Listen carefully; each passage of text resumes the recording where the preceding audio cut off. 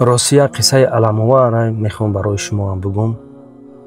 دیروز با یک استاد دوره های دانشجویی هم صحبت شدم که میگه این نسل نورس به قدر سخن نمیرسند.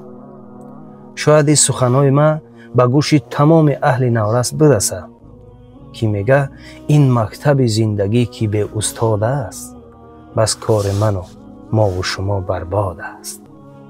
هر میوه به خود درخت و شاخه داره، آن خانه بی پایه که سوس بنیاد است.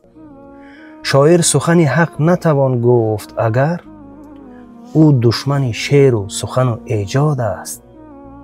اقبال تو قیاس خوب و بدان اگر برخیز و بگو که گفتنت ارشاد است.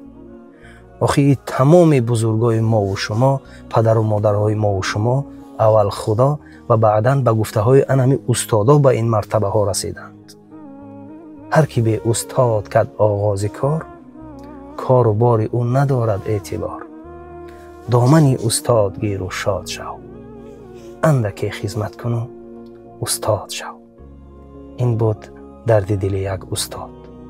جان تا نگردم به قدر استادا برسه.